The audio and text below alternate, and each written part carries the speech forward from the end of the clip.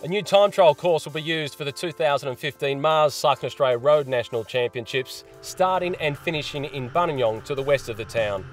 One of the main features of the course is the fact that there is not a single flat stretch of road.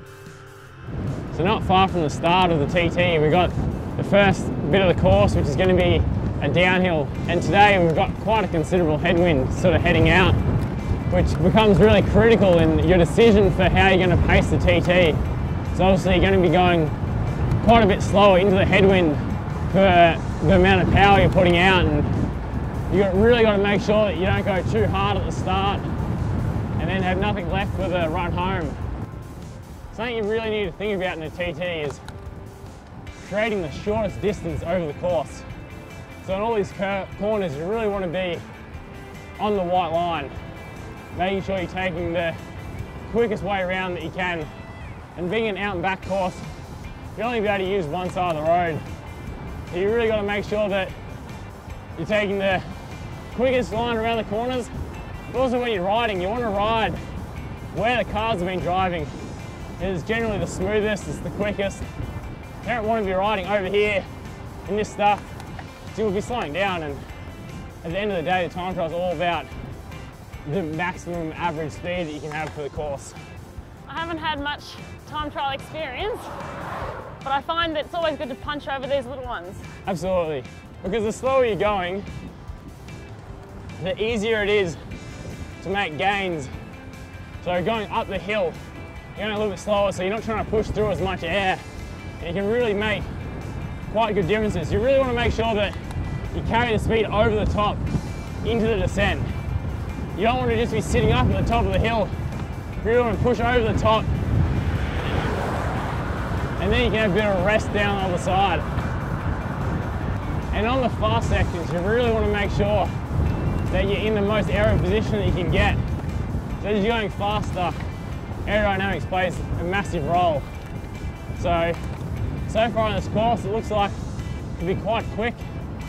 You really want to have a good position and make sure that all your equipment's working well for you. You want to have a nice helmet that's going to interface with your back really well, so you can have the airflow really good.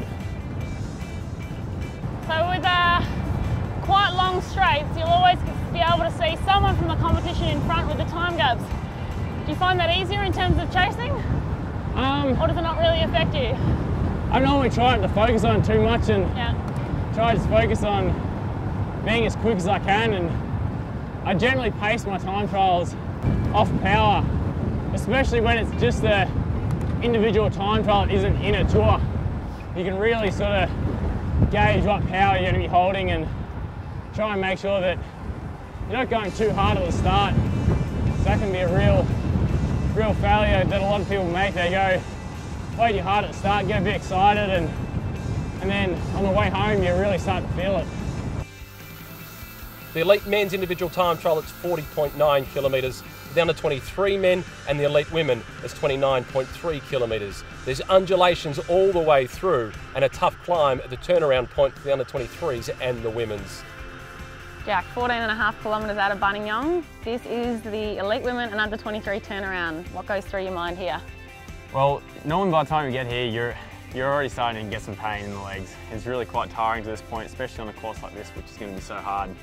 But I guess when you come to the turnaround point, I always think of trying to minimise the time that you're on the brakes and slowing down, because it's all about having maximum speed throughout the course. And I think a lot of people don't think about it closely enough and brake too late or brake too much coming into the corner, as well as having the right gear to kick out of the corner and get back up to speed as quickly as possible. I think it's quite important.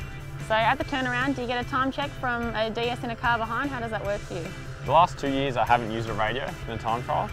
This year I'm definitely going to use one, because I use them overseas, and I really think it helps having someone in your ear, just giving you a bit of encouragement, helps break up and give you a bit of mental stimulus. And knowing where you are also helps a lot. Most of the time though, the DSs generally lie. Tell you the wrong time check anyway. But it is nice having a bit of encouragement while you're out there.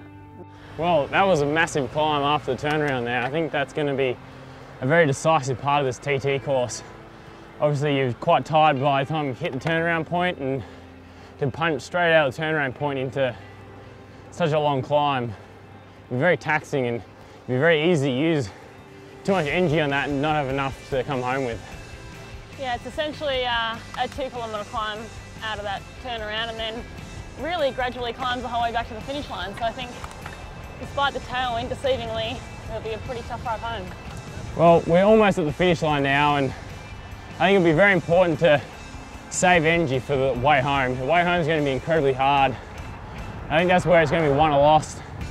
So it's all about conserving energy on the way out, making sure you use every last bit of energy on the way in, have a good sprint to the line, get in a nice aero position, make sure you're maximising all the opportunities you have by taking the shortest way around the corners, and really come home strong, and hopefully on the day be able to do enough and get across the line and take first place.